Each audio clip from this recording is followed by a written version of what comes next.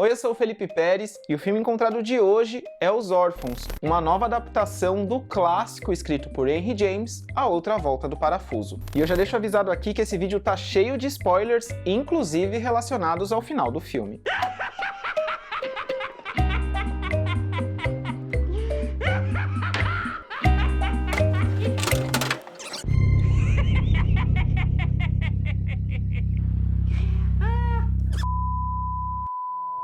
Os Órfãos conta a história da Kate, uma professora que consegue um emprego em uma mansão gótica no Maine para cuidar de duas crianças, a Flora e o Miles. O que a princípio parecia uma ótima oportunidade se transforma em pesadelo à medida que o passado da mansão e a dinâmica da Kate com as crianças tomam um rumo assustador.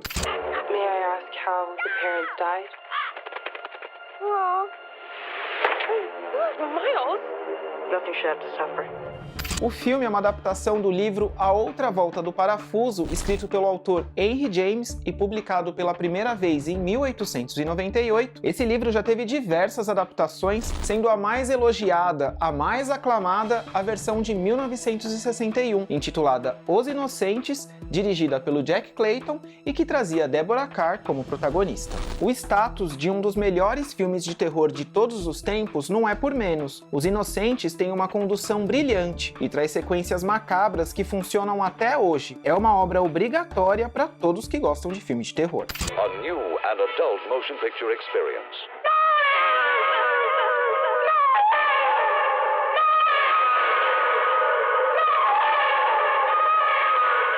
Mas deixando a década de 60 um pouco de lado e voltando para 2020 com Os Órfãos, o longa teve todo um processo de bastidores bem turbulento até ser lançado. Nasceu como um projeto apaixonado por ninguém menos que o produtor executivo Steven Spielberg e que, por diferenças criativas, desligou o projeto semanas antes do início das filmagens em 2016. O tempo foi passando e o roteiro, que foi escrito pela mesma dupla responsável por Invocação do Mal 1 e 2, A Colheita do Mal e A Casa de Cera, passou por uma nova revisão, assim como um outro nome foi anunciado para comandar a direção. Quem assumiu de fato foi Flória Sigismondi, que tem na filmografia diversos videoclipes que flertam com o fantástico, como Anything Could Happen, da Ellie Goulding, e E.T., da Katy Perry. David Bowie, Rihanna, Bjork, Fiona Apple, The Cure. A lista de artistas que tiveram videoclipes dirigido pela Flória é enorme.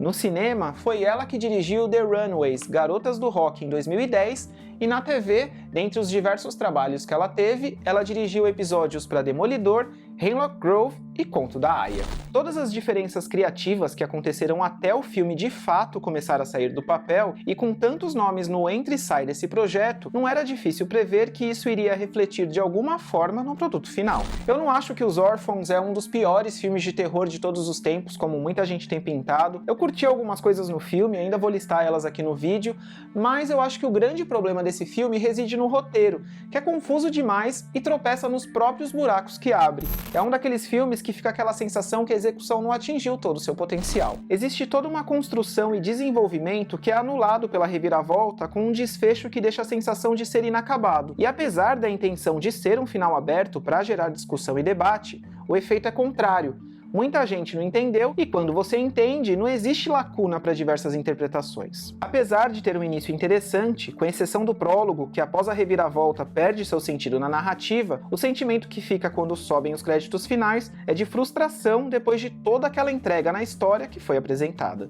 Entre os acertos do filme, para mim, estão a direção de arte e o elenco feminino. A Mackenzie Davis, como a protagonista Kate, entrega uma personagem adorável e que te conquista desde a primeira cena, assim como a Brooklyn Prince como a Flora. Have you ever been a nanny? This is my first live-in job. Well, I hope you know what you're doing. The children are very special, Kate.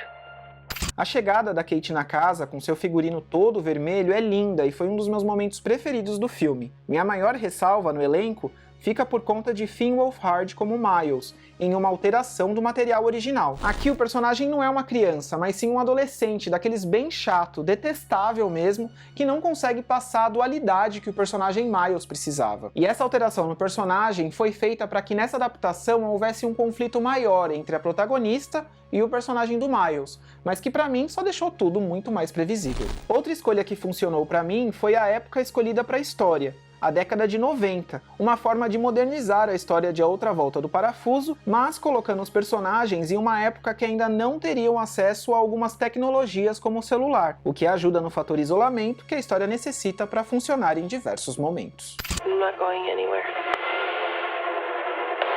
Promise, promise? Cross my heart and hope to die. E agora eu vou falar um pouco sobre o final do filme, então se você ainda não assistiu e não sabe da reviravolta, eu sugiro que você veja o filme e depois volte aqui para continuar vendo o vídeo. Agora, se você não liga pro spoiler, vamos lá.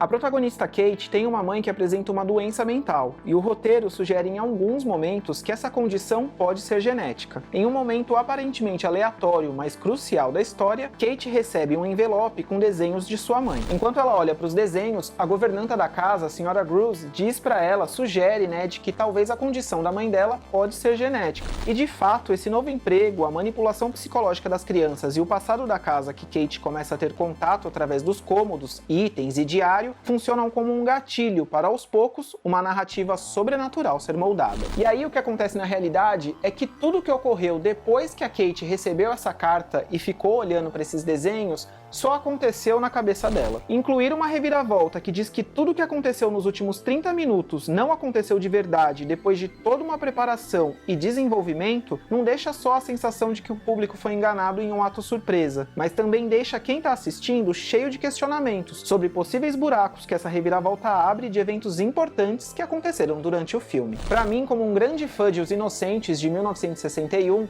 faltou aos órfãos essa sutileza no roteiro em criar a dualidade da história. Será que tinha algo realmente sobrenatural acontecendo?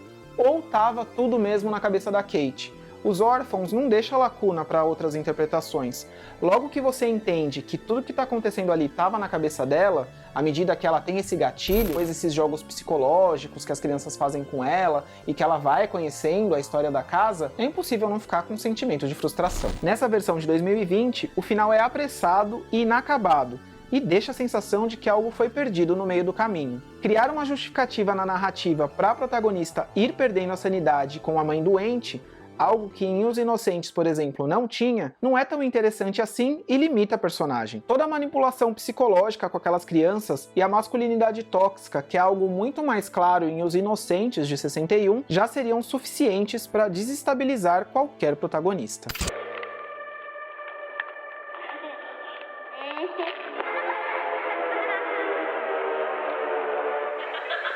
No fim das contas, Os Órfãos têm bem pouco a oferecer, tem um roteiro cheio de problemas que deixa aquela sensação no final de que você foi enganado, de tempo perdido, de ter se dedicado tanto tempo no desenvolvimento do filme, que se apoia bastante em situações previsíveis e sustos fáceis. Espero que essa diretora tenha alguma outra oportunidade de dirigir um filme de terror que não tenha passado por tantas diferenças criativas assim. Mas se você foi assistir Os Órfãos e saiu bem decepcionado da sessão, já fica aqui algumas dicas para tirar essa má impressão da história. Uma delas é ler o livro do Henry James, que inspirou o filme A Outra Volta do Parafuso, e assistir Os Inocentes de 1961, que é daqueles filmes pra ver, rever, enfim, clássico do terror. E apesar de não serem tão interessantes como Os Inocentes, também vale conferir Os que Chegam com a Noite, de 71, também adaptação do livro do Henry James, e que funciona quase como um prequel de Os Inocentes, e adaptação brasileira Através da Sombra, feita em 2015, com direção de Walter Lima Jr. Antes de sumir, Dona Isabel também ficou assim. Eles estão fora desse mundo. Não pertencem a mim nem a você. Pertencem a ele e a ela. Você não me mete medo! A senhora tá vendo coisa que ninguém vê. Você foi assistir Os Órfãos? Deixa aqui nos comentários o que você achou do filme, e se você gosta de filmes de terror, não deixa de se inscrever aqui no canal, porque aqui é um espaço feito de fã para fã de filmes de terror. Até o próximo vídeo.